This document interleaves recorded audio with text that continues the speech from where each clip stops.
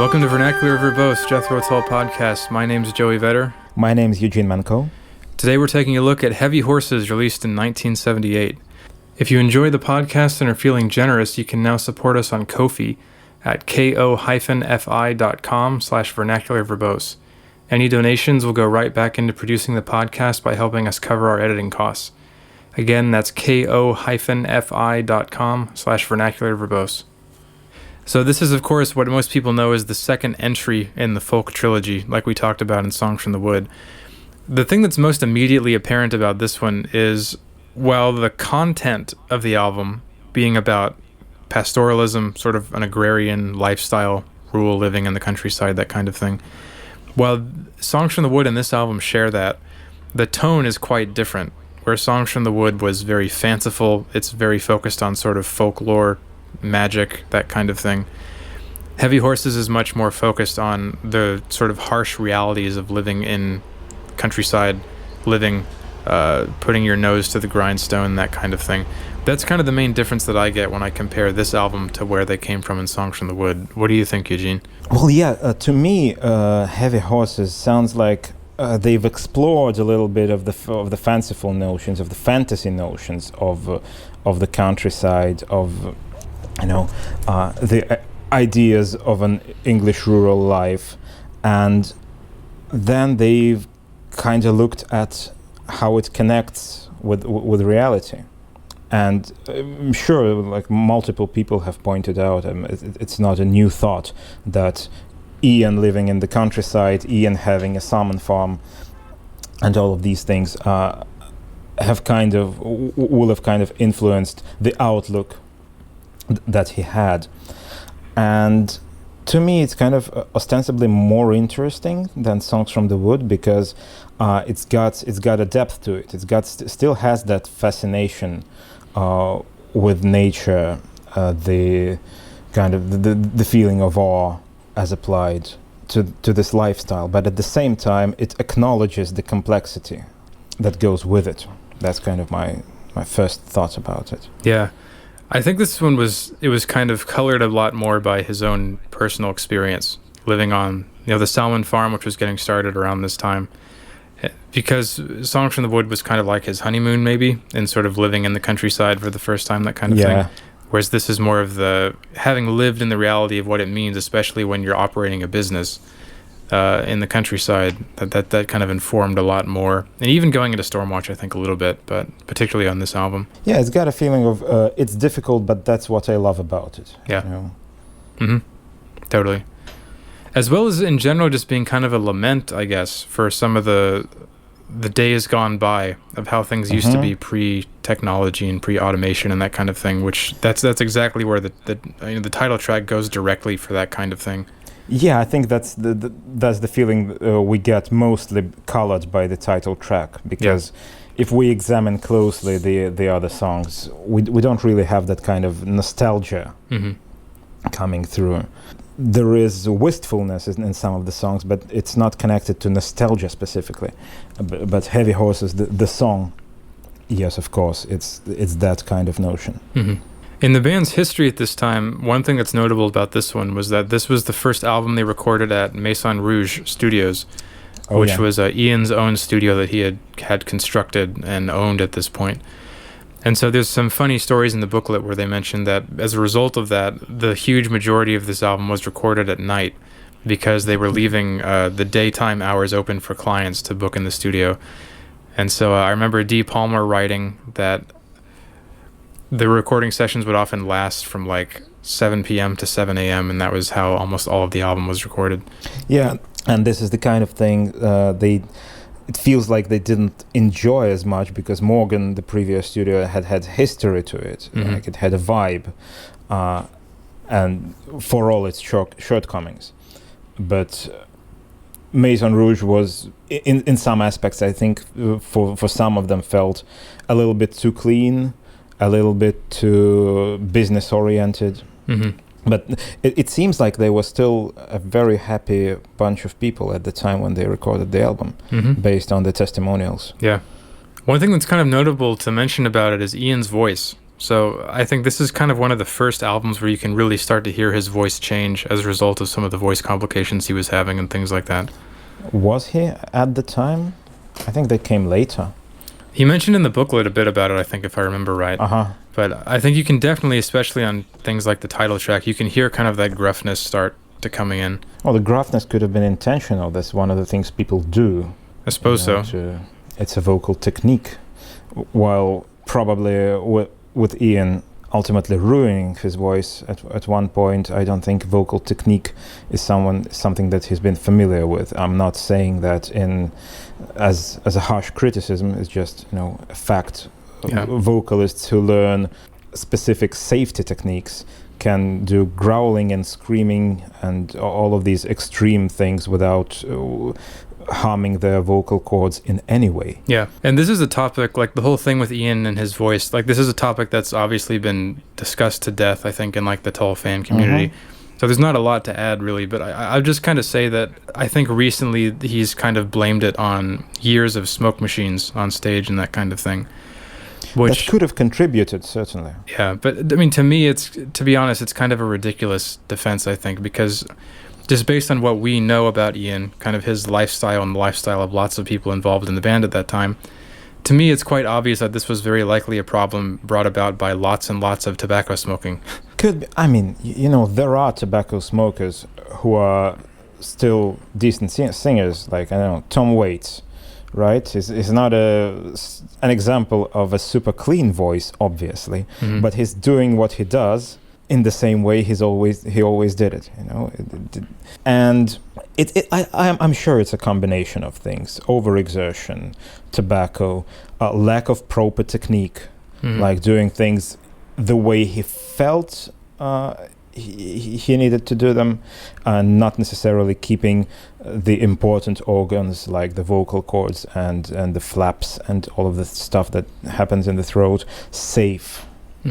There's an interview that I think about on this in the 2008 documentary, the Classic Artist documentary, and it was with I think Chris Welch, who was a staff member with Chrysalis. I think he may have been tour manager, and he talks about how when they were on tour, that back then in the 70s you could smoke on airplanes, and so because they were flying so much, they were smoking hours and hours a day in a row. And he gives kind of a crazy story about how he was in New York one time and he suddenly noticed that he was numb from the waist down, and so he went to a doctor who told him that he was in the final stages of nicotine poisoning and was about to die. And of course he didn't die, but that kind of reflected the situation to me, just knowing that not everybody, but a lot of people in Tull were very heavy smokers. That a lot of the policies and things like that, like smoking on airplanes, it must have been smoking through airplanes, smoking through recording sessions, things like that. The damage that may have caused to a lot of them is kind of unbelievable. This isn't a public health podcast, I know, but that's kind of what I've always thought about in regards to Ian's voice. Well, like I said, yeah, it did contribute. It may not have contributed in the same way had all the rest of the precautions been taken. So you've mentioned to me before how, you like this one more than Songs from the Wood, of course, which is quite interesting, because I don't think that's a popular opinion necessarily among a lot of Tull fans. I think in between Songs from the Wood and Heavy Horses, it's less of an odd opinion, I think, than you will hear from me when we come to the next album. But yes, I do like Heavy Horses more, and I think it deals with it's to do with the emotional complexity. Like, to me, Songs from the Wood is too happy, too fanciful, too... I won't say careless, but there's something about it that it kind of, in an escapist sort of way, not willing to acknowledge the real world. It's the character that we get from, if we look at Songs from the Wood as an entire thing, and if we look at what character emerges from it, the person who is singing these songs, which is obviously Ian always creates a specific character from whom he is singing, he is telling these stories. It's not his personal opinion, his personal outlook, rather than a persona. So if we look at that persona is living in their own fantasy world and rejecting the reality that they may be presented with.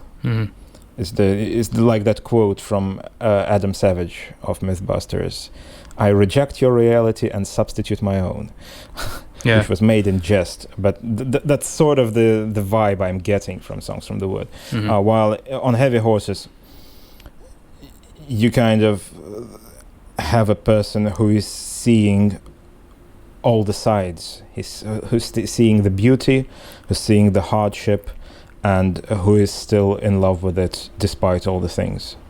What about just musically? Like, do you find it like objectively better musically? I do enjoy it better musically. It's got a darker side to it, and slightly with a slightly moodier music, which I enjoy more. Yeah, this is an album that my opinion on it has changed quite a bit over time, I think. When I was a kid, kind of first getting into Tull, I wasn't a huge fan of this album, and I didn't pay a lot of attention to it. And I think a big reason for that was just because my parents didn't really like this album. This was sort of around when my parents back in the 70s sort of started to stop paying attention to Tull, was around this time.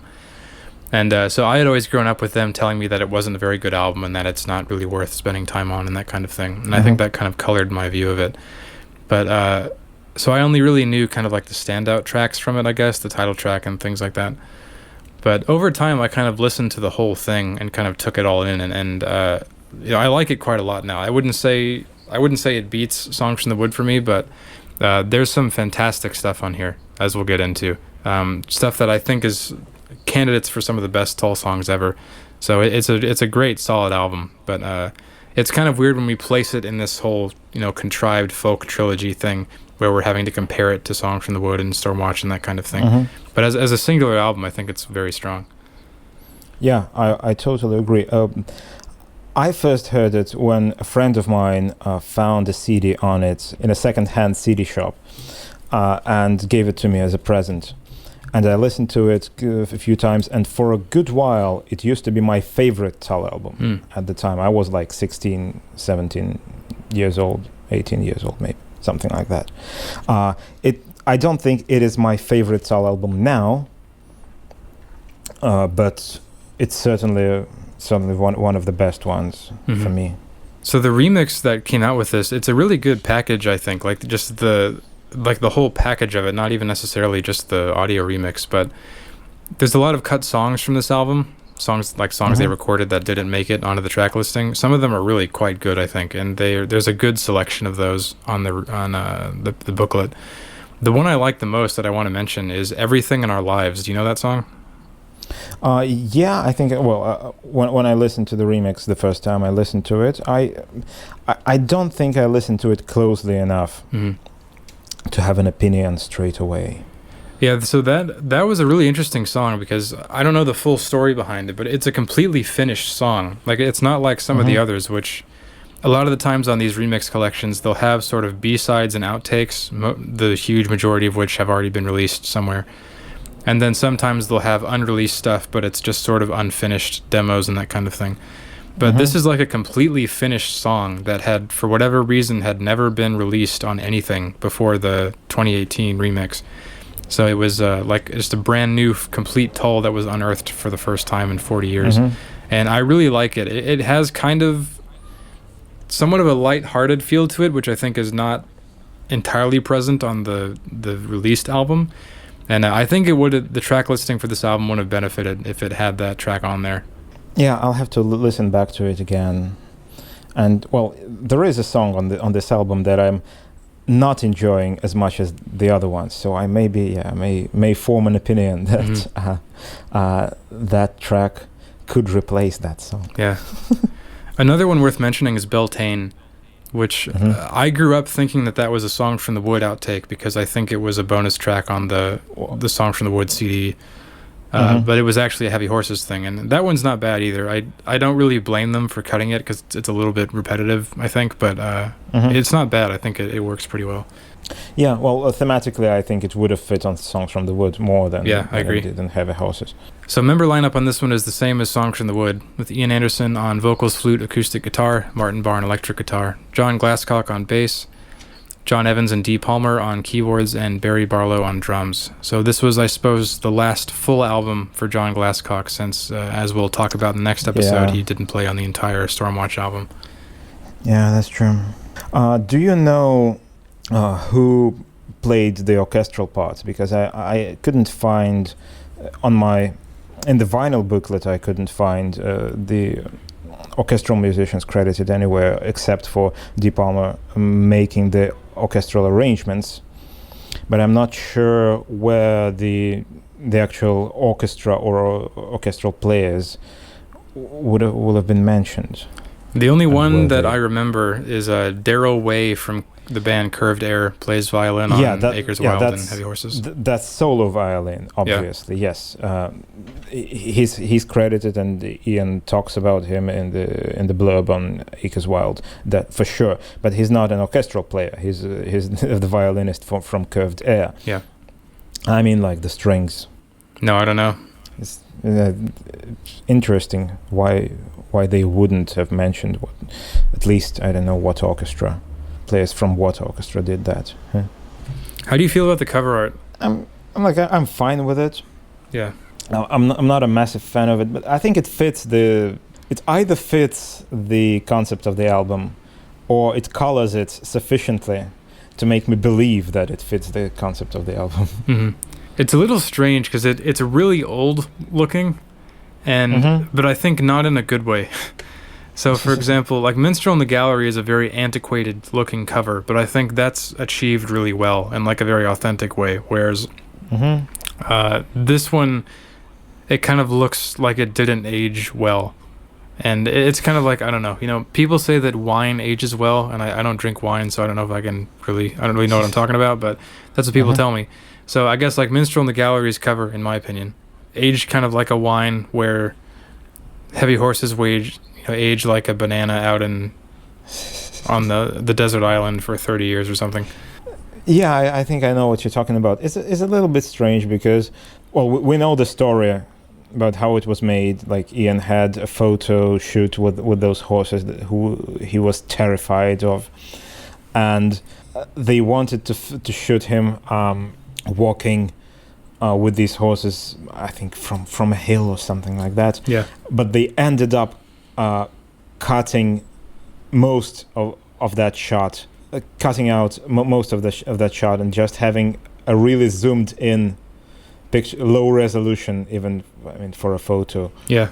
Picture of Ian as the cover art, which doesn't even give the sense of scale of the horses he's walking with. So yeah, it is an odd one.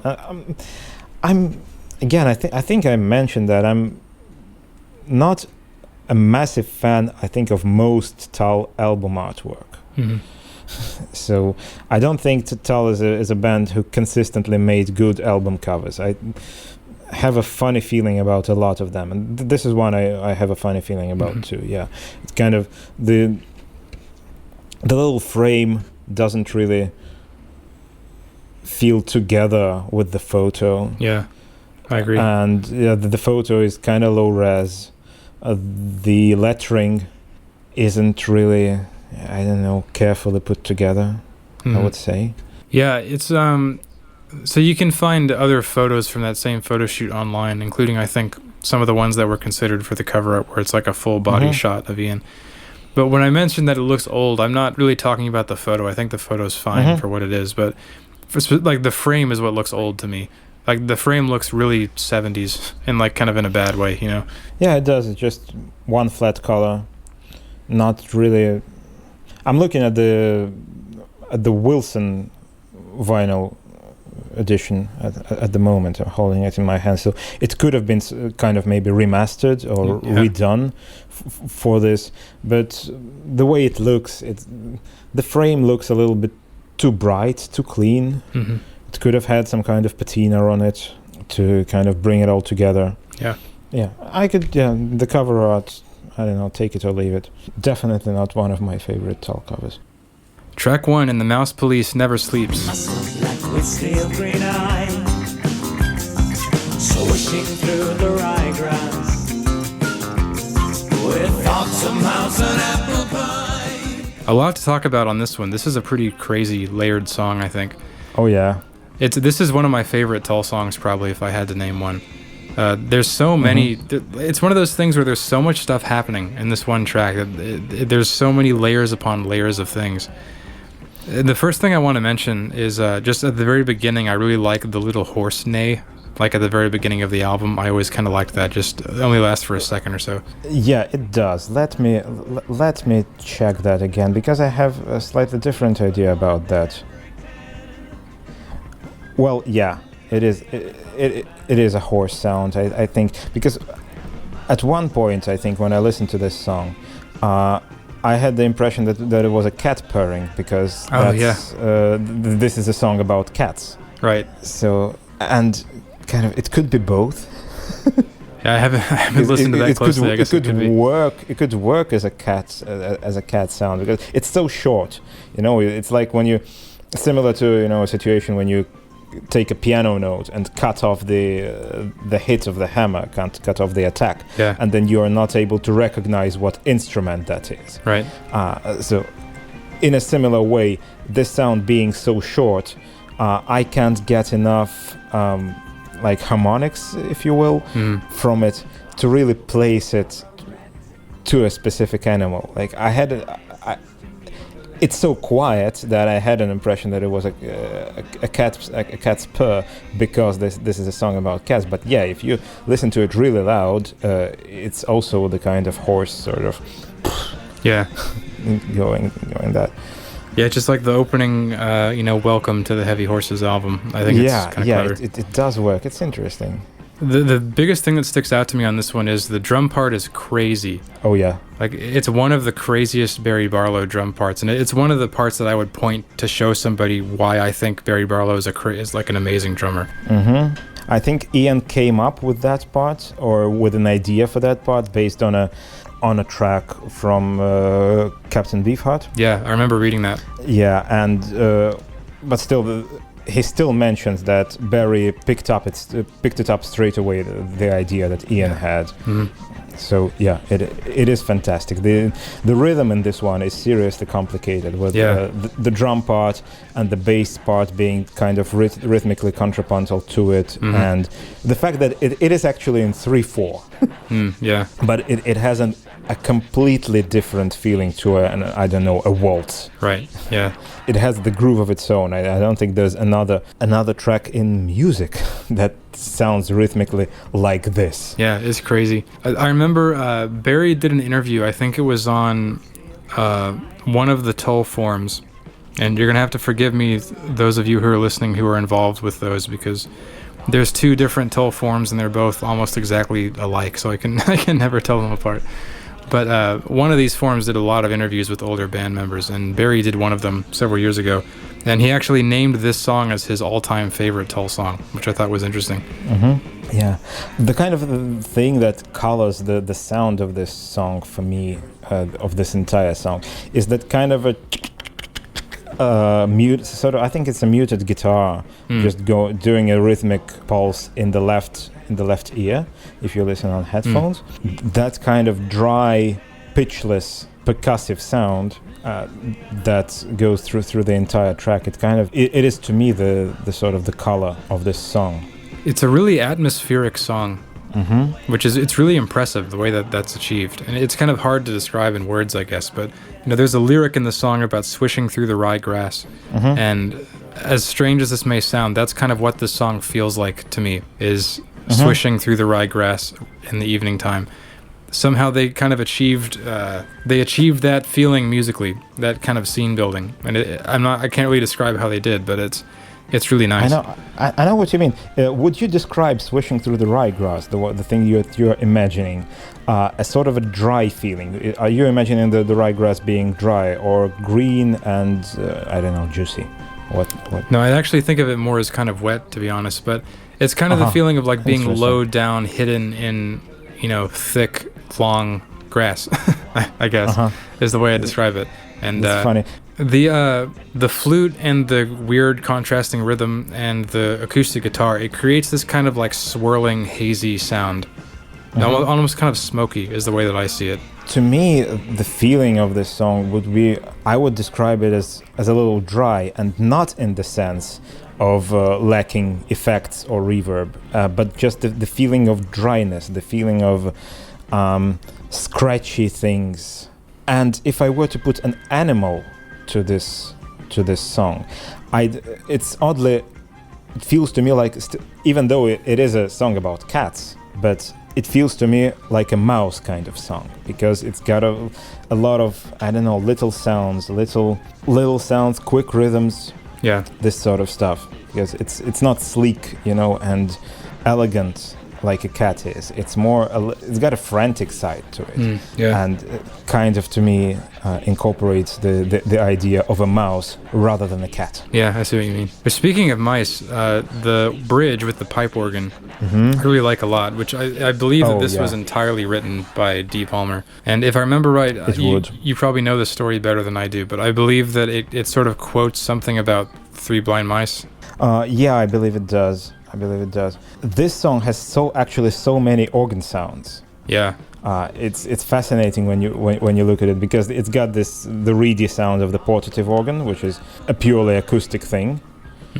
And then you've got a very fuzzed out, very hissy Hammond organ in the background, also probably contributing to this feeling of dryness, because that one that is in the background is not a full kind of Hammond organ sound. It's a very overdriven but quiet, which robs it of all the fundamentals, and we're just getting the higher frequencies, the higher registers, which are all kind of fuzzed out in addition to that. And then on top of all that, I think it comes in after the pause, after the first stop time. There's another, I think it's still a Hammond organ, but it's a completely different setting, which it's got an almost pure sawtooth-like tone. The one that plays the melody on top of the reedy organ that is doing the accompaniment. Yeah. And that is such a beautiful tone. Yeah, they sound very clearly different. You can tell there's different tracks of organ going on. Yeah. Interesting that the pauses, the stop time, are 5/4. They just inserted a completely odd bar in there to throw everyone off kilter. How do you feel about the outro with the vocal loop and the cough? It's funny. I think this is kind of a funny track in a way. I think musically a little more than lyrically. So it's a fitting end. Yeah, I'm fine with it. I could see it could annoy some people, but I think it's fine. Tull don't really do a lot of that kind of thing, I guess, with, I don't know, vocal manipulation maybe. But it's cool. I think it's, the cough is funny. I imagine that was probably a genuine outtake they left in. Yeah, it would have been. It's a little bit breaking the fourth wall. Yeah. Right? So dropping the pretense that it's something, dropping the sound design and just showing that it's an actual person singing that and going hoarse at the end. Track 2, Acres Wild. Come with me to the winged isle, northern fathers, western child, where the dancing ladies. What I think when I listen to this song is, I think the sound of it, it will have influenced a great deal of later folk rock artists, like people such as Tempest, with this kind of folk rock mandolin driven plus guitar kind of thing, very Celtic, and to the point that it doesn't even, it's a great Jethro Tull song, but it sounds even to a certain extent a little bit not like Jethro Tull, at least the beginning of it. The little Scottish tune at the beginning, just because it sort of encapsulates the kind of Celtic folk rock movement that would follow in the years to come. Yeah, it's very Scottish and Celtic sounding. That's the main thing the main thing I get out of it. Yeah, and with lyrics, it kind of continues the horny theme on Songs from the Wood. Yeah. But just like the entire Heavy Horses album is less fanciful than Songs from the Wood, this song is too, because there's no or fantasizing about a story like in Hunting Girl, or describing it in an oblique way like they would in Velvet Green. No, it's just no courtship, gloves off, straight to business. I'll make love to you. Okay, fella, thanks for warning me, I guess. I mean, is it okay if I pop out to the shops in the meantime while you just carry on? You don't need me around here, do you? So yeah, that sort of directness of it surprises me kind of every time. Yeah, in narrow side streets. Yeah. One thing interesting, so when you get to the verse for the first time, the drum beat in the verses, it starts out quite simple, which is interesting to me because it feels like it was a deliberate choice from Barry to keep it very sparse and minimal at the beginning, which isn't something that he was known to do very often as a player. So that always stuck out to me. Yeah, the intro is rhythmically interesting because it's the tune is in 4/4, but they got little odd beats added, and some of the bars are 5/4. Again, gives it a slightly skewed feel.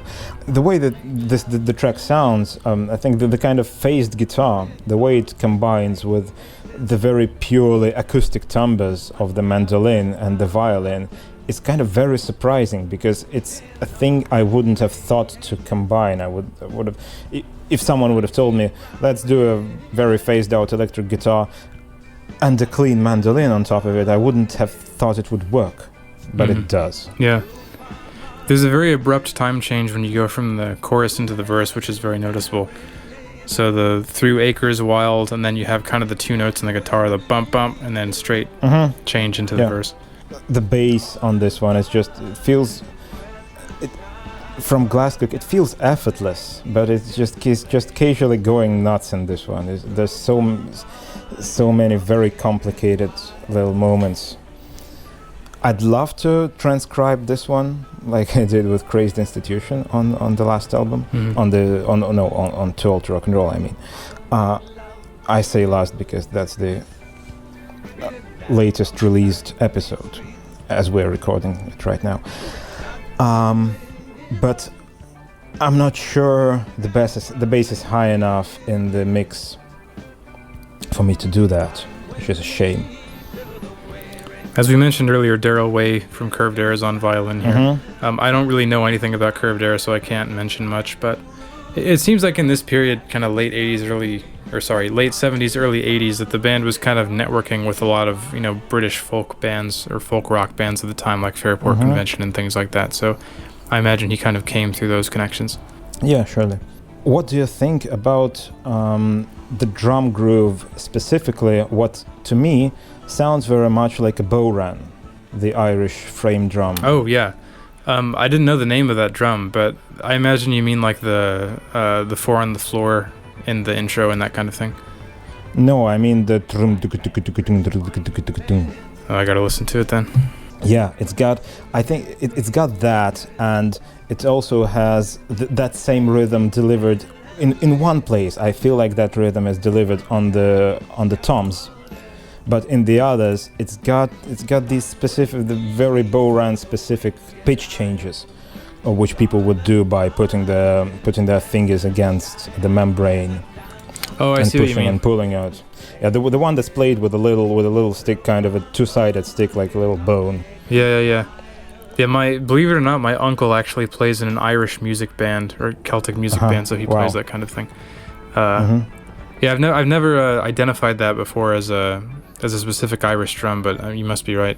Yeah, it does sound like it. Boran, spelled B-O-D-H. I really like the ending, the very kind of like rhythmic, hollow sounding ending.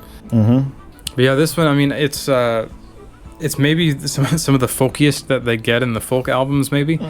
Yeah, this kind of, probably. It really reminds me of, pure folk rock. This is kind of some of the closest they get to purely that style of music, I think. Yeah, this is what I mean when I'm saying that it will have influenced artists, because this is the kind of music I used to listen to, Celtic folk and Celtic folk rock at some point in my life, and I really liked Tempest and other maybe less folk rock artist, more folk artist, but this kind of feels like the precursor to all of that. Mm-hmm. Track 3, No Lullaby. Keep your eyes open and break up your ears. Press your loudest cry. So if Pibroch on Songs from the Wood was kind of like the dark epic of that album, I guess this is kind of the dark epic of this album. Oh yeah, I totally know what you mean. When I was listening to Pibroch when we were doing Songs from the Wood, it totally reminds me of No Lullaby. But interestingly, while I said that Pibroch was the one that I enjoyed most on Songs from the Wood by virtue of it being the darker song, I don't think I sort of fell out of love with this specific song, and it's not to do with its darker parts. It's not the slow bluesy parts. I like them, but where the tempo picks up the pace, the chorus, you would say, or maybe I don't know which part of this is the verse or the chorus. Maybe the Keep Your Eyes Open, the bluesy part, slow one, is the chorus, because it's shorter, and there's a few fast verses after it. But in the fast part, I feel like first of all the vocal effects kind of hinder the momentum, and the whole thing kind of sounds a little too complicated to really carry forward. And most importantly, with this song, the whole song structure repeats twice. Yeah. For a reason unfathomable to me. I would probably vastly prefer this song if it didn't go into the fast part for the second time. And which is also interesting. The fast part, it even has a ternary rhythm. It's a 1-2-3 situation, but it should propel forward, because rhythms like that normally do when they go tagada, right? But it doesn't. Yeah, I have kind of similar feelings for the most part, but I mean, I can just sum up my main issue with the song just in 2 words, which is too long. And exactly as you said, it's really strange how they basically, it's a complete song and they just kind of repeat it twice. I don't really know why it couldn't have just ended halfway through. I think that would have been perfectly fine. And I think there's really good ideas on this song. This song is probably mostly well known among musicians, I guess, as being kind of the single, craziest Barry Barlow drum song ever. I think this is a song that a lot of progressive drummers kind of point to when they think of Barry Barlow, specifically the openings with the rototoms and that kind of thing. But yeah, the one kind of opposite opinion I guess I have compared to what you said is I actually prefer the faster part. That's kind of more of my what I like about the song. The come out and fight with your rattle in hand, that part. But I mean, I think there's good ideas here. I don't think it's inherently a bad song. It's just that it's way too long. And it's actually funny, there's another song on this album, which it's probably not hard at all to figure what that song is, where they do a similar thing here, where they repeat the entire song again halfway through, and I just don't think it was necessary. It's interesting that you're mentioning the rototoms. It kind of feels like every time in prog rock there are rototoms, it kind of feels like a big thing. Yeah. I wonder, well, I don't see them used that much these days, and I'm not even sure that they were used a lot in these days as well. It's just that we know things for using rototoms, like Dark Side of the Moon, right, and songs like Time, etc. I think there's a joke from Nick Mason that I absolutely love, when he was asked what do you think makes Dark Side of the Moon such a hit, such a delight to listeners, and he just deadpan replies, "It's the rototoms." I think whatever usage they would have in modern context, they'd probably be replaced by octobans, which I think are cooler sounding drums anyway.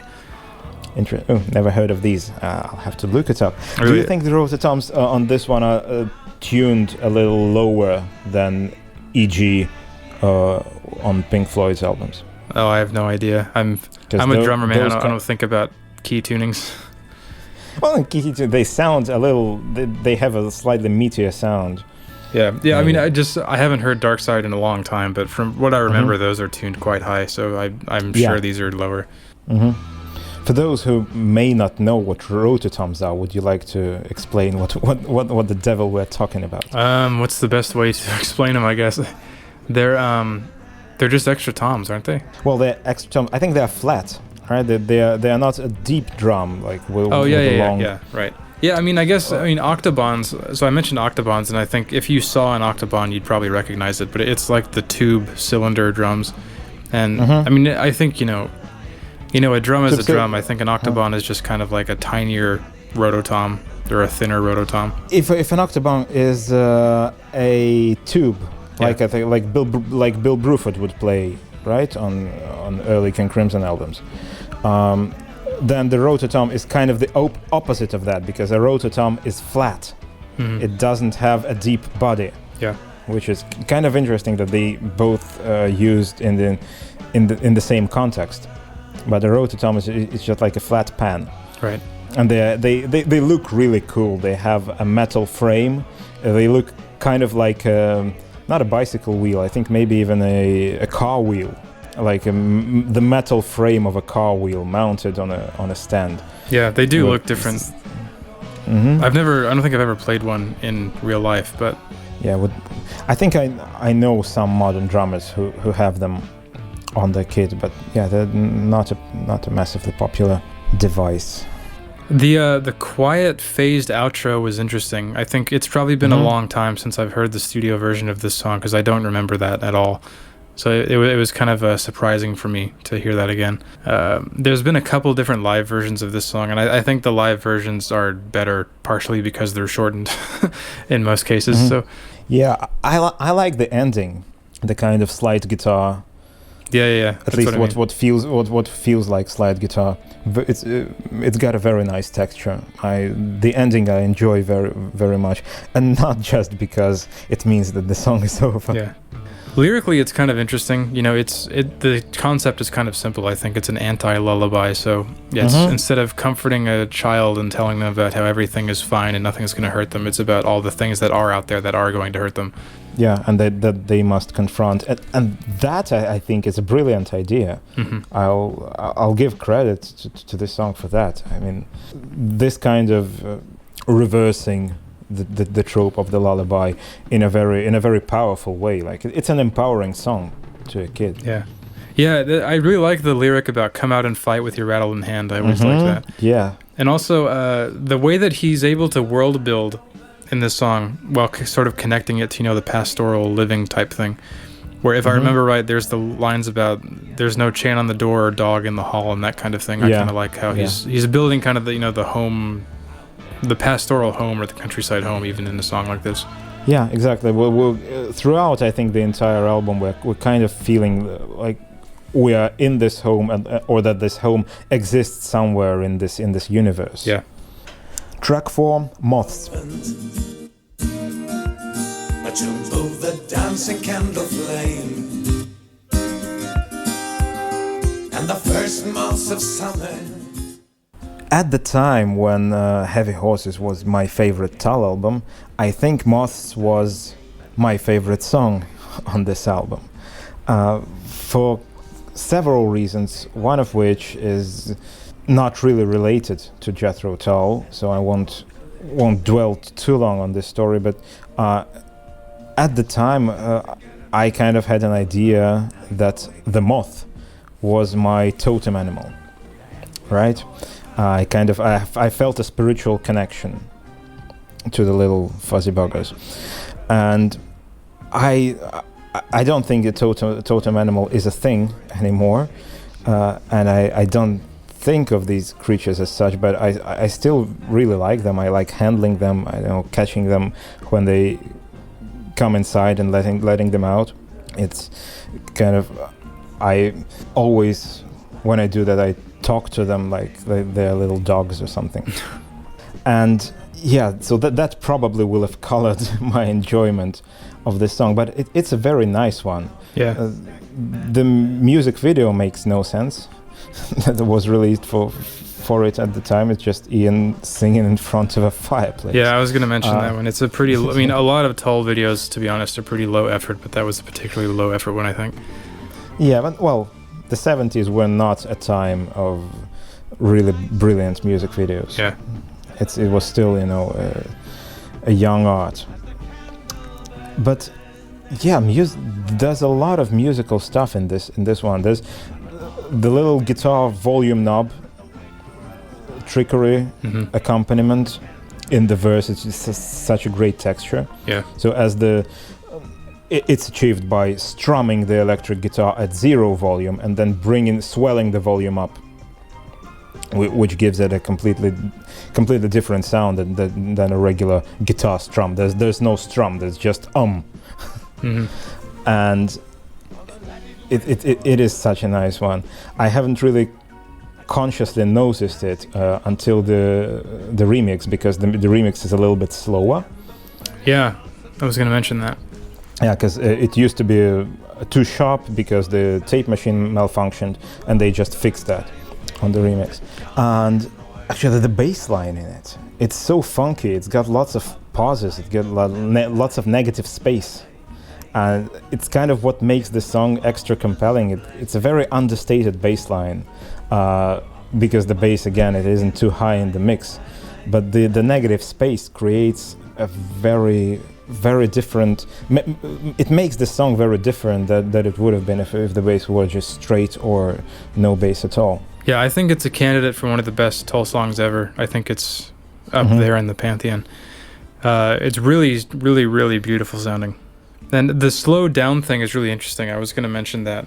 When I first heard this song on the remix, I immediately noticed it was slower, just from, you know, all my years of having heard it. And I remember reading in the booklet, and I guess the track-by-track part, there's a sentence from Ian, which I'm paraphrasing, but it was something like, "The truly nerdy among you will notice that Moths and Rover are slower." And I thought, like, yep, that describes me. I'm the nerd who immediately noticed it was slower.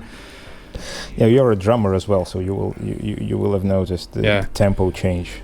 It's an interesting story. So they basically 40 years later they noticed that this song and Rover were slightly sharp, and so they assume as the fault of a faulty tape machine at the time, which they didn't notice, and so as a result they pitched them down slightly in order to fix that.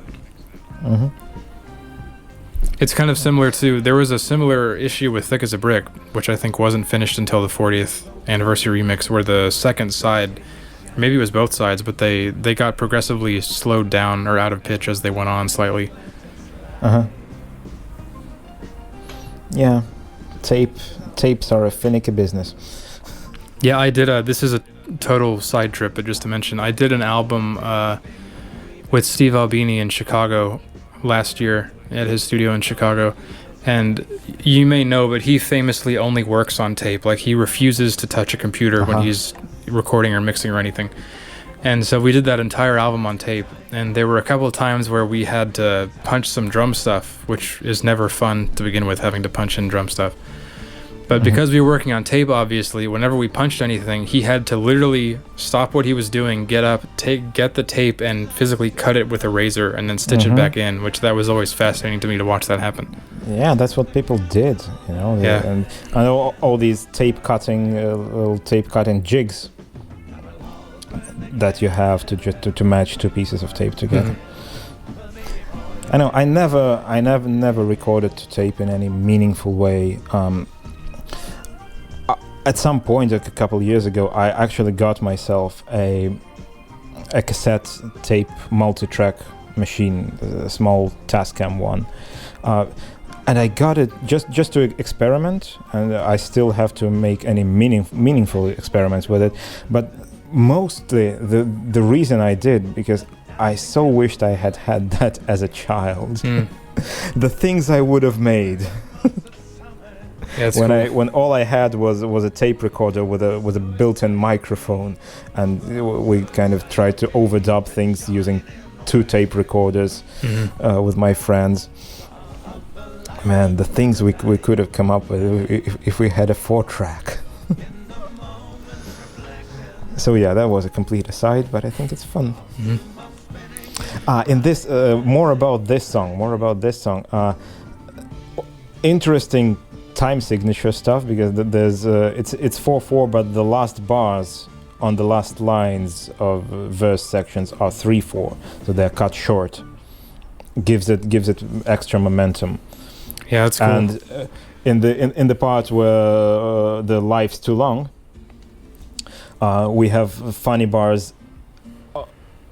In the opposite direction, we have the funny bars of 5 and 6 happening, just to create extra tension. Life's too long. 1, 2, 3, 4, 5. As the lambing said,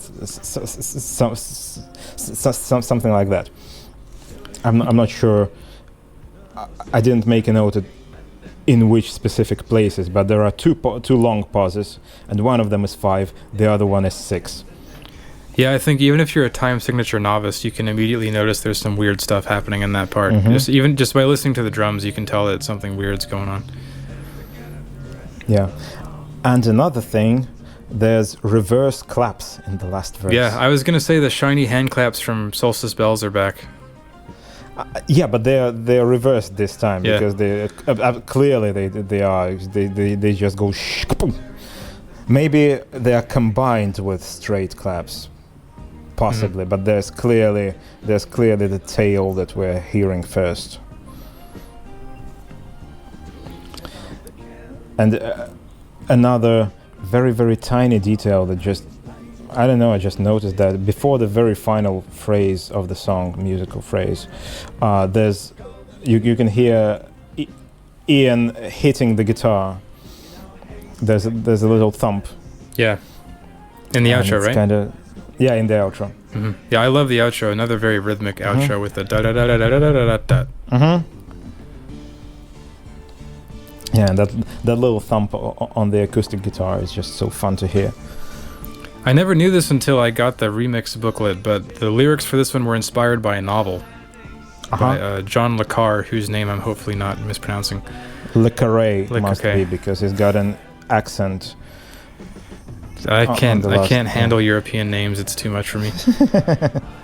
Yeah, I can't really say much about this because I'm not familiar, but I know that he's a fairly well-known espionage writer, which I think Ian, as you can clearly see in the 80s, he was clearly a big fan of. So. Yeah, but this specific novel is not an espionage novel. And yeah, he goes on a little bit in the track notes in the booklet about this book, and it explains nothing. Like, yeah, he tells a little story about the characters in this book and how Moths was a pool game invented by them, or invented by the author, which they play in a book, and it kind of makes no sense in the context of the song. But I find that the cool thing about it. Yeah, you will be influenced, you will be inspired by things that give you that first idea. Yeah. And the idea turns into something completely different, and the initial inspiration becomes something completely unimportant, and that's how inspiration works. You know, and it's a very cool. Yeah. So in that regard, it's a very cool story. If you're looking for an explanation of the song Moths, I believe in this novel, I don't think you will find it there. For anybody who is interested, the name of this book is The Naive and Sentimental Lover. Yeah. But I can't say that I know the first thing about it. Neither do I. But great track overall. I think beautiful track. It's one of the best ever Ian songs in my opinion. Beautiful track, beautiful song. This is the one when I said that some of the songs are what was the word I used? Bloody hell. Wistful. Yeah. This is the wistful one. Mm-hmm. But it's also kind of, I don't know, it's a little celebratory in a way. It's knowing that everything at the moment is all right, I guess. Yeah, that's true. The feeling you get when you're on vacation, I guess. That kind of thing. Yeah, probably. Yeah, but when I listened to it when I was a teenager, I obviously listened to it as a love song because it includes that interpretation. but there's more about it. It's kind of an all-encompassing, well, not all-encompassing, but you can hear the idea of a love song in it. You can hear a philosophical idea of living in the moment. Yeah. And a number of other things. And it's not epic. It's nothing like that. It's just a little vignette, right? Almost lyrically, a small picture, just boiled down to an image. It's just right, 2 moths spinning around the candle. Yeah, and it's a very homebody song, as we've kind of talked about. We're talking about the lighted window opening, and I think some of it is also colored by the video, which has Ian in a house kind of thing. I think even without that video, it will give you that impression. Yeah. Which is one of the reasons the video is kind of unnecessary. Mm-hmm. Well, it will have been necessary because it was a promotional thing, right? But yeah. Track 5, Journeyman. Spine tingling railway sleepers, sleepy houses lying for square and flat. This is a pretty interesting one. This isn't a song that I think gets talked about very often, and it kind of sounds unlike a Tull song, I guess, if you get what I mean. It has kind of like a unique flair to it. It does. It maybe reminds of some later Tull songs in a way. I mean, for one thing, so it has one of the most prominent bass lines in a Tull song, probably, right? Yeah. Yeah, lots of bass covers of that one on YouTube, but I don't think I saw a transcription, so I'll be thinking of that. I'm not making anything at the moment, but I will consider it. It's a very like silky song, is the way I describe it, especially with the guitar part, which is very subtle and kind of low to the ground. It is. What do you think? I'll go to sound design straight away because there's a question that's bugging me. There's a sound after the chorus, a very dry percussive kind of thing, which to me sounds like someone mashing keys on a typewriter, to be honest. Do you know what that may be? As soon as you said sound design, I knew exactly what you were going to ask about, because I had the same question, but I have no idea what it is. I assume it's some kind of, I don't know, household object. But I don't know. But yeah, it's a very unique sound that kind of sticks out at you. It's some kind of object percussive sound, but I don't know what it is. Do you think it sounds like a typewriter? Well, if you ask somebody who was born 20 years before I was, maybe they would know, but I don't know if I can answer.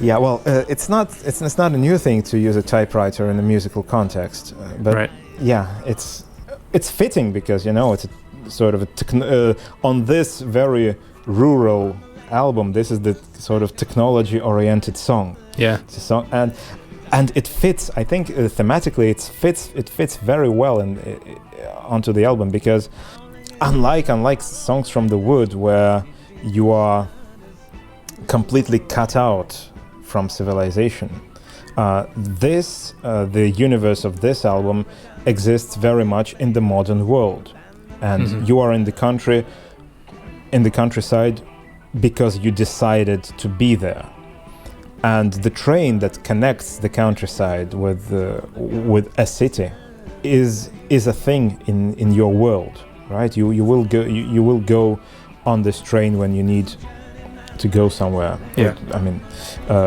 very daft statement, but I mean, in the world building sense, there is a wider world in this little countryside mansion, right? And Journeyman is the song that kind of brings that to our attention. Yeah, that's a really good way of putting it, because it really does kind of take, you know, we just were talking about sort of the homely theme of the album, and this kind of widens it out a bit. And there's a mention of Gerrard's Cross, which is, I suppose, a railway station in the UK. It's a real place, I remember. But yeah, because you made that map. Exactly. Yeah, that's exactly why I know that. And so these kinds of songs, you know, when people think of other countries, there's kind of an exoticism that everybody always has, where they think of other countries as, you know, kind of some kind of sort of open paradise or that kind of thing.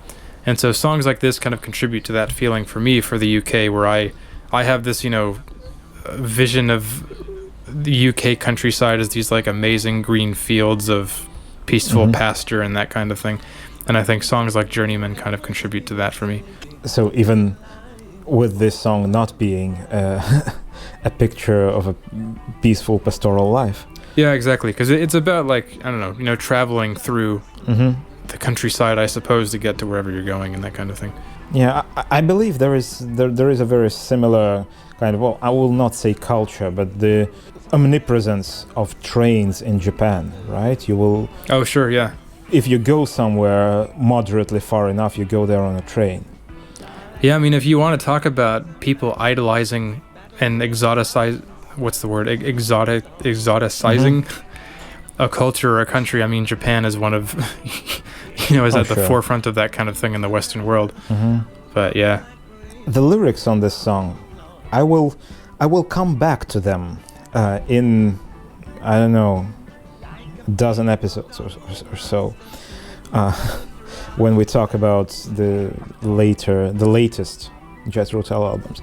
But there is a sort of literary device that Ian is using on this song that he came to be using more and more in the later lyrics, but I will not go into that at the moment. But here it works really well, I think.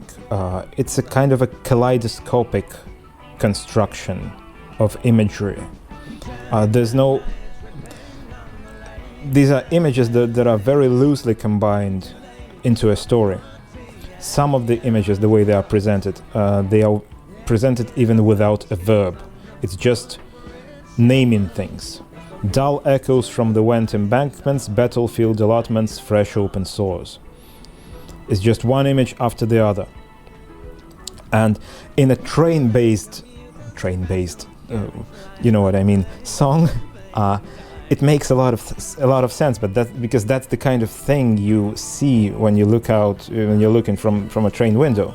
Just you pass things by without being able to see them in a larger temporal context, I guess. You see almost still images.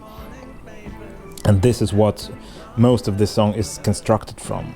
And in the context of this song, I will repeat it, I think it works really well.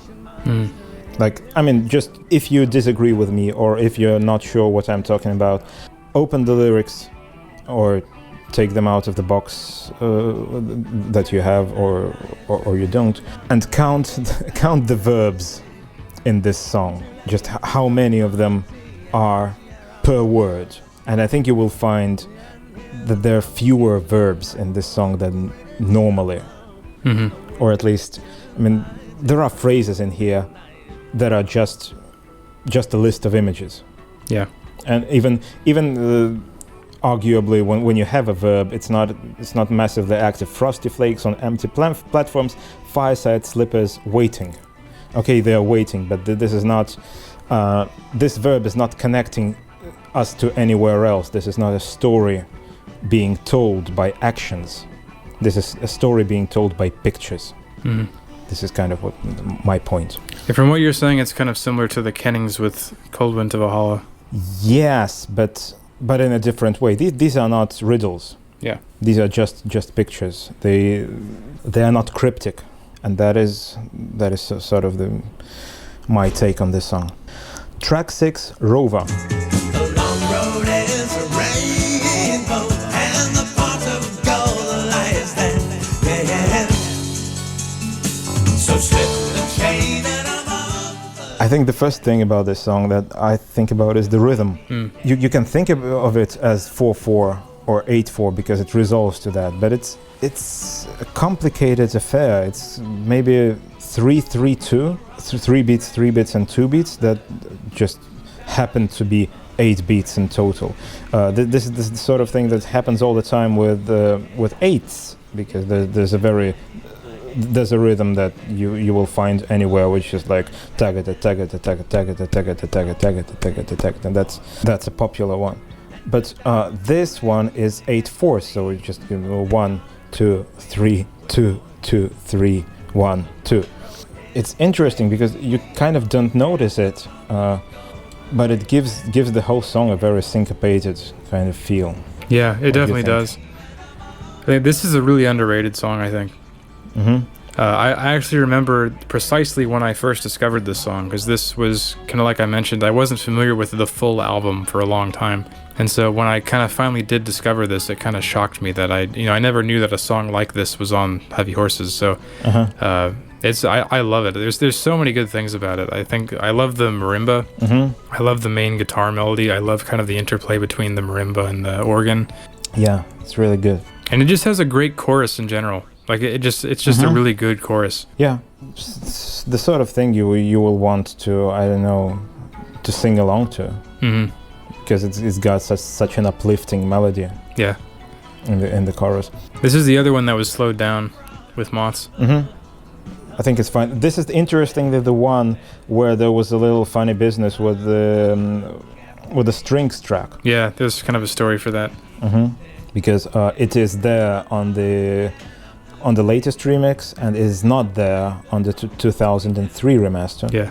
Because Ian took it out for some reason, possibly because he felt self-conscious about it being too complicated, because Mick Jagger was listening when he was remixing it. Right, yeah. Remastering. Yeah, I think it's fine. The strings are fine to me. You know, they don't... I can't say they stick out a lot, but I mean, I think what they offer is fine. Yeah, and an extra color.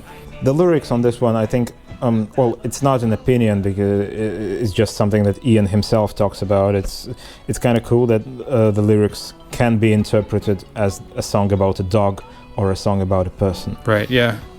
There's one line I'm sort of not entirely sure about. In a way, that I don't know what Ian means. My comber of the beach. My lady of the meadows, my comber of the beach. What do you make of that? I have no idea. That sounds familiar, but like I mentioned, I'm not the kind of person to read lyrics usually, so I just kind of assumed I had been mishearing that all these years, I guess. It's the first verse. I chase your every footsteps and I follow every whim. When you call the tune, I'm ready to strike up the battle hymn. My lady of the meadows, my comber of the beach. You've thrown the stick for your dog's trick, but it's floating out of reach. So I don't know, maybe it's the owner of the dog who's been looking for a stick on a beach. Yeah. Probably, possibly. Not. Oh, to comb the beach, yeah. Yeah. Just what? The only other thing I could think of would be like a guy with a metal detector trying to find buried treasure or something.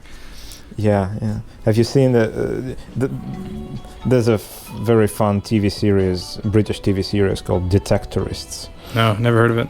I like that one. It's been filmed by. I'm drawing a blank on the name, but the guy who directed it and starred in it is the character in Pirates of the Caribbean, with the one with the fake eye that keeps falling out. Oh, I know who you're talking about. Yeah. Yeah. Again, that's seems like it's completely unrelated, but that's a TV series about rural, almost pastoral Britain. So in some way relevant and very funny. Fully recommend that. I like on the drum part. I like the very fast splash stuff that Barry's doing. That's the best way I can describe that. Where kind of a lot of like fast interplay between the hi-hats and the splash kind of offbeat, which are really cool sounding. Yeah, and yeah, the hi-hat part alone in this one. It's very cool. It's just good. It's really fast driving rhythm that just goes throughout the entire song. Yeah, I like this one a lot. I think it's kind of an underrated gem in the discography. Yeah, well, it's a kind of a simpler song. So I would understand that people don't really notice it much because it doesn't have something that specifically stands out. Right. But yeah, it's a brilliant song. It's like the definition of just a good album track. Track 7, One Brown Mouse. Smile, you little smile. Take some tea with me a while. Brush away that black cloud from your shoulder. So if I remember right, this one was actually demoed as far back as Too Old to Rock and Roll, I think. Yeah. Which is really interesting because as a bonus track on both Too Old to Rock and Roll and Songs from the Wood. They kept figuring it out. Yeah, which is interesting because this isn't the kind of song I think you would expect around the Too Old to Rock and Roll period, right? Well, it just shows that, Ian wasn't writing music in chunks. That was actually an organic process. Yeah. So this is based on Robert Burns' poem To a Mouse. And I'm not really sure why, but this is probably my least favorite track on the album. Really? And it's not that I really dislike it. Like, there's no track on this album that I full on dislike. It's just, I don't know. I think part of it is the organ is a little too church sounding to me. It just doesn't do a lot for me. But I think it's fine. It's nice, you know, but it's not terribly exciting to me. I don't think that the organ sounds like a church melody, because in the bridge they're clearly, again, like Martin Barre on Pibroch, they are doing bagpipes without bagpipes. That's what the idea is in that little bridge. Yeah, I just mean the sound of it. Like, growing up in church, the sound of the organ sounds so familiar. Yeah, I know what you mean, but that little melody is dum da da da when it actually plays the theme tune, but on the organ with the little drum rolls. That's such a Scottish bagpipey kind of moment. It's clearly what is being referenced, and I'm not going to knock Martin Barre for not imitating bagpipes on an electric guitar well enough, because obviously that's not the point. But this one, even, it sounds and feels like a piece played on the bagpipes, much more than the intro to Pibroch, because the intro to Pibroch was inspired by bagpipe music, but this one is basically directly referencing it. The drum part actually reminds me of Craze Institution. Yeah, it kind of does. With the 30-second note hi-hats and things. This is maybe like the most whimsical song on this one. Maybe together with Mouse Police. Again, mouse songs. Right. This is, in addition to being a horse album, this is a mouse album. Yeah, definitely. Horses are famously scared of mice, so you've got a built-in tension. Yeah. I'm not sure horses are scared of mice, or all horses. I think, again, like thematically, this is another one that it kind of plays into the whole homely pastoral theme, because you can kind of imagine this taking place in like the candlelit drawing room or whatever it is where the mouse is. Yeah, sure. Yeah, this is a picture of day-to-day life of a person sharing their solitude with a mouse. Yeah.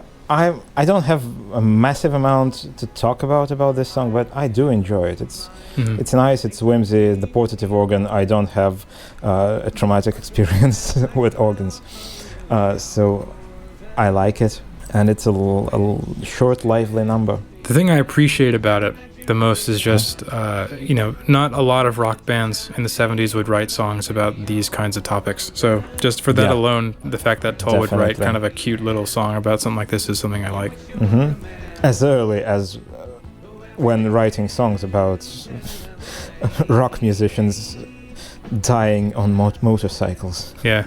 Almost dying, but same difference. Track 8, Heavy Horses.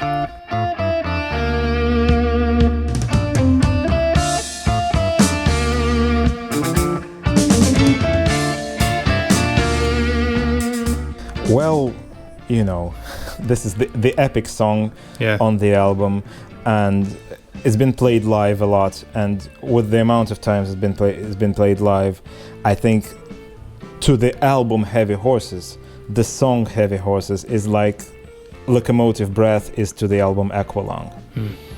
It's the standout, powerful track that is rightfully hailed as one of the brilliant Jethro Tull songs. What do you think of it? Well, my views are a little different than that. It's I don't know, my views on this song are complicated, because I think this is a complicated song. There's kind of a lot to dissect in it. But you're totally right that it's like the main epic thesis statement of the album, and almost to a way that I'm not even really sure if they've really done it to this degree. I mean, I guess Too Old to Rock and Roll kind of had that kind of thing. And maybe you can say to a certain degree Minstrel in the Gallery did too. But this is kind of the first time where it feels like they really put their all into one song to try to sum up the entirety of this project and that kind of thing. I think there's lots of different sections kind of mashed up in here, which is part of what makes it kind of complicated. You have the beginning, which is kind of like prime progressive Tull, and then it sort of goes into the acoustic, and then it goes into the sort of dancey string part, and then it kind of mashes those three all together into kind of this one big long epic. But I think, yeah, it is a complicated song, but I think that one of the coolest thing about it, for me, even though it's very complex musically, it's clearly all one song. It's not a number, to me, it's not a number of different themes or different sections strung together like you would have on the Songs from the Wood, which is a very disparate number of musical themes. But this one flows from one into the other. The themes repeat, and the themes, this is all a variation on the same melody. You don't really have something completely out of left field in this song. And it works together, it all flows together. I mean, as a person whose favorite Tull album is Passion Play, I'm never against, putting disparate pieces together. Yeah. But this is a masterpiece of developing a theme in lots of different ways. It's like a mini symphony in itself. My main issue with it is I think it's too long, like No Lullaby. And there's just parts where I just don't understand why they needed to repeat again. Like specifically the beginning, I don't understand why they needed to repeat that yet again. And so it's just a hard song for me to sit through all the way. And it's not that I dislike it. Like there's things about this song I like. I think the two things I like the most about it is I like the string part. You know what I mean? The dancey part. Yeah. And I guess it's the second verse, the one about when the oil barons all drip dry. I think that's a really good, well done verse. But it's weird for me to talk about because it's just a strange song to me. And I think it's too long, and it's very kind of stitched together in my mind is kind of the way that I've always looked at it. That's interesting because I have a completely opposite perception of it. It doesn't feel stitched together. It feels completely natural. Like when the string, the fast part comes in, they still develop the same melody that they had previously. Yeah. After with that faster pace, and with it being long, I like that it kind of brings us back to the beginning and then picks up again and keeps picking up again. This is like Hey Jude, just keep it going. Yeah. I know that they do repeat the chorus at the end multiple times. They go heavy horses again and again and again. Yeah. And I don't mind because I do enjoy it, and it's kind of it doesn't want to end. It's one of those things that it's built like a round. It doesn't have an end, therefore it doesn't want to end, and it appropriately fades out. Yeah. Because you can't really have a meaningful. I have to look it up. I heard this song I think twice live when I saw Ian, and I don't really remember how they finish it in the live version. So I remember how they did it in the 80s. I don't know if that's how they're doing it now, but they have like a big trash can ending. It's like the Aqualung ending. One of the ways you could do that, yeah, because there's no full stop you can append to the song and to this melody. And I kind of felt difficult to me to point out like specific things about it in this first verse that repeats at the end of the song. The last line, a heavy horse and a tumbling sky, brewing heavy weather. I noticed how incredibly emotional the word sky sounds on that line. Kind of had that little bit of grit in Ian's voice. And it's just, one could maybe say that he sounds like he's straining, but this is not the impression I am getting. It just like he's pushing very hard on that one. And I mean, this song doesn't let go, and I don't want it to let go. Yeah, I think the emotionality of it is very genuine. And that's another of those things, like I mentioned, where like how many rock bands are going to write like serious emotional anthems about heavy horses, like the working ponies of Britain. Like that's one of the amazing things about ponies. These guys are massive. the working ponies, as they say on the dedication to the album or whatever it is. But this this song had a music video, which I remember watching a lot as a kid, and it's a really weird video. It's hilarious, but in a good way. Yeah, the thing I remember about it there's like, you know, Palmer conducting the band, Yeah. kind of dressed as like homeless people in a barn, and John. The band are dressed in very weird clothes, but Palmer is in a full suit Right. with tails Yeah. and things like that. And John Evans is like done up like a woman or something, if I remember right. Well, you could say he's in drag, but it's not even drag. It's just like someone heard about people dressed in drag and tried to replicate it without ever having seen, without ever having left the barn in their life. And the moment I lose it when watching this video is just when Ian emerges from the hay in the attic. Yeah. Uh-huh. Or whatever, wherever that is on the top of the thing. It's ridiculous, but in kind of a brilliant way. Mm. One thing I can mention about the videos, so I really have to give props to Barry Barlow, because the degree to which he tries to accurately mime his drum parts is pretty impressive. Mm-hmm. The opening of this video, part of the reason I watch this video a lot, I think, is because there's some pretty good camera angles of Barry in the beginning. And you can see that he's really playing the real drum part when he's miming, which is pretty impressive, especially when his drum parts are so complicated. Yeah, I think, well, all of them who play parts that will be noticeable on video, they are miming it very well. But yeah, there's a lot of double kick drumming on this one as well, double bass. And then it goes to bells. I mean... Yeah, I was going to mention that, because... so I listened to this album last night, and I actually, like, honest to God, I don't remember ever hearing the bells before.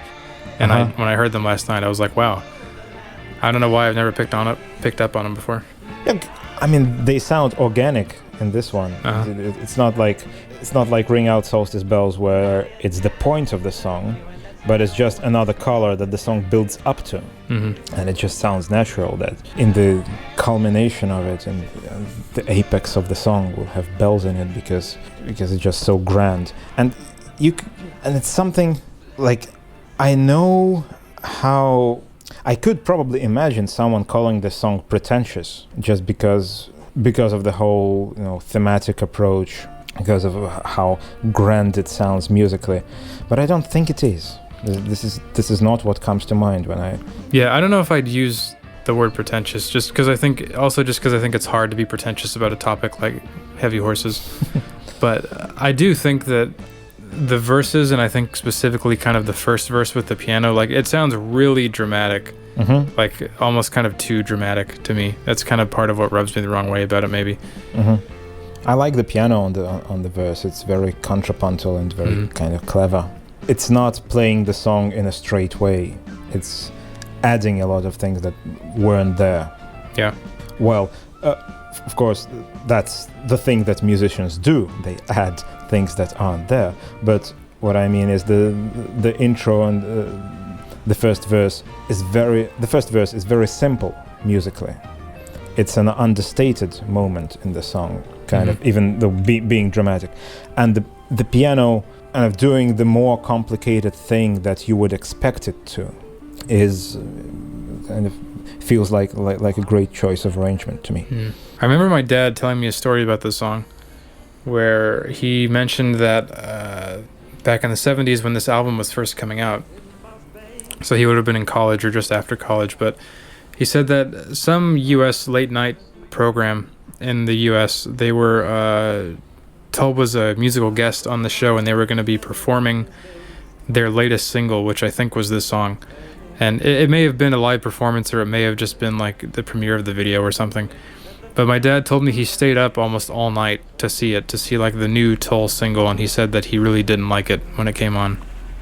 So that's kind of my one dad story about it. But yeah, I don't know. I probably sound like I'm ragging on the song, but I don't hate it. You know, it's just I have really weird, conflicted feelings about it because it's a really strange kind of clashing song to me that I've never really felt completely settled with. That's fair, you know. This is why we're doing it, you know, to compare, to tell our own stories, and this is a big song, you know, and it will well not be everyone's cup of tea. So I'll say I like the live versions better when they shorten it. And it's interesting on the live versions because they can't have two electric guitars kind of doing that. Well, I guess on the violin part, they're trying to find a way to sort of balance out the higher and lower tones of the violin with the guitar. You know what I mean? Yeah. So these days they just have video. Oh, do they? Yeah, they have video playback with backing vocals and with violins. That's kind of lame. In the 70s, Palmer played on the keyboard. He played the higher part. Mm-hmm. Yeah, but this is vocally a very demanding track, so yeah, I do realize where the decision comes from to have extra vocalists on the backing tracks. They also started. And if you have that, why not have a violin as well? You know. Mm-hmm. They started. There were some tours where they started this song with just the verses, so they skipped the opening. Mm-hmm. Yeah, it could work. It kind of works that way, like more Tull songs do.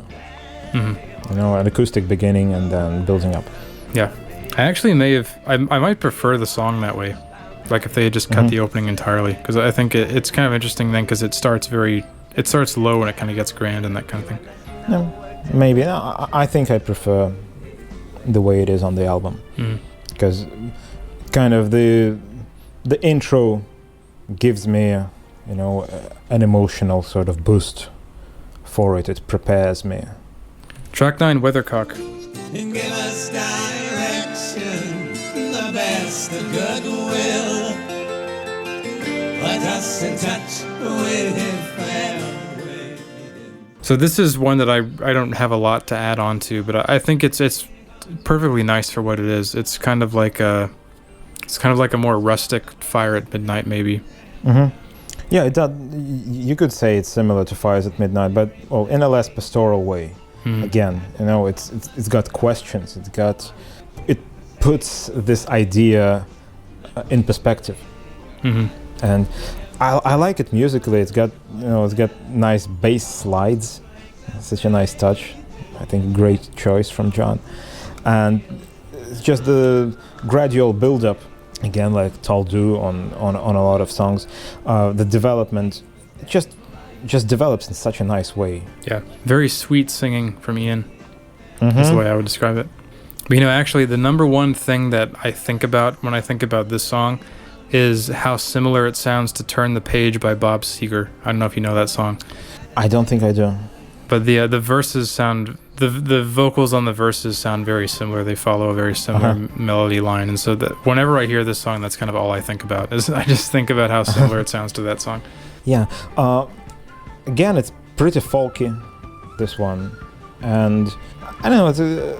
It's a good closing number for the album because it ends it on a slightly, arguably a more optimistic note than Heavy Horses. Heavy Horses is not a nostalgic song per se, but it's a difficult idea. Not difficult to perceive, but difficult to think about. Like, what do you do in this situation? Right. Weathercock is simpler. It still has an undertone of, not of trouble, but of the real world. Yeah. And it questions things. It's not like I keep doing this, comparing to Songs from the Woods and the fanciful notion of that album. But if this song were on Songs from the Wood, Ian would not be putting into doubt the fact, do you simply reflect changes in the patterns of the sky, or is it true to say the weather heeds the twinkle in your eye? Yeah. On Songs from the Wood, it would be straight that the weather does heed the twinkle in your eye. That's Weathercock, you are protecting us from everything. Right. Because that's the sort of outlook on that album. Here, it's both things. Right. We have the realist and the romantic, so to speak. Yeah, it's. I see it as kind of like a giving thanks song, which is not something uncommon for Ian. Yeah. And it's interesting because I think, kind of like you were mentioning, this is a song that you can have this song in both the modern day and also in sort of an older nostalgic time. This is still a song that could work today for like a farmer in 2021 even still. Yeah, I think so.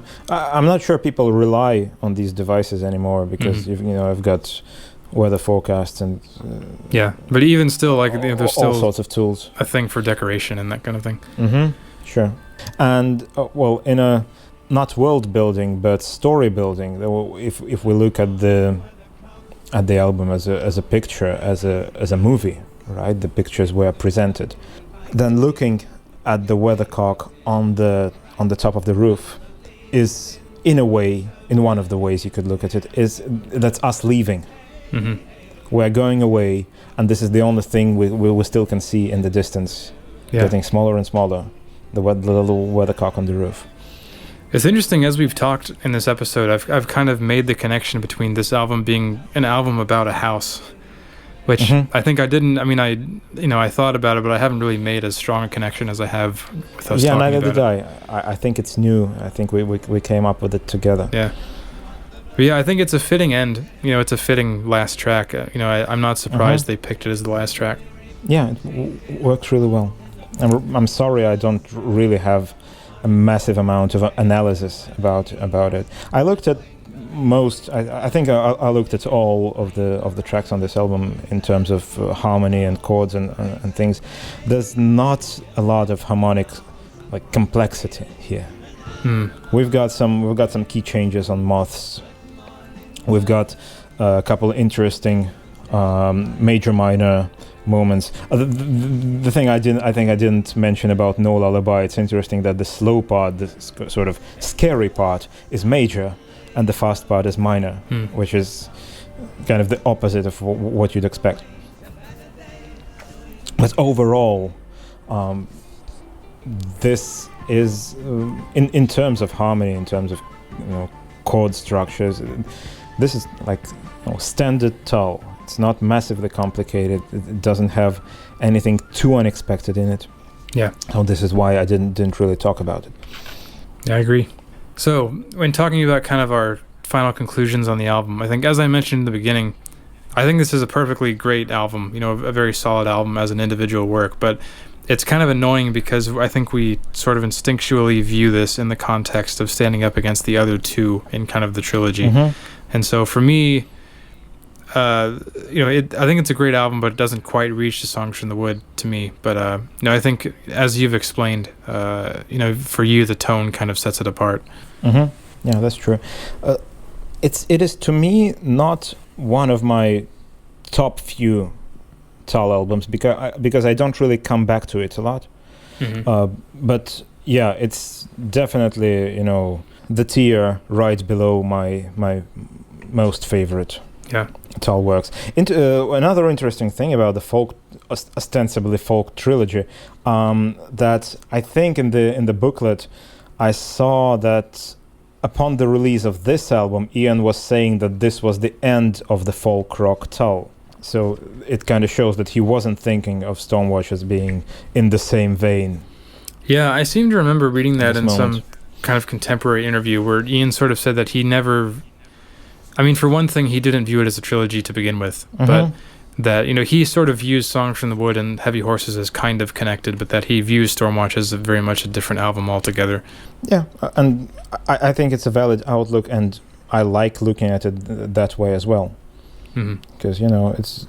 Or you could say, you have movies, right? And they make a movie, then they make part 2 because there have been parts of the story, threads that haven't been properly finalized, and the movies are popular, so they make another follow-up which comes kind of out of left field, something completely new, and it may be successful, it may not be.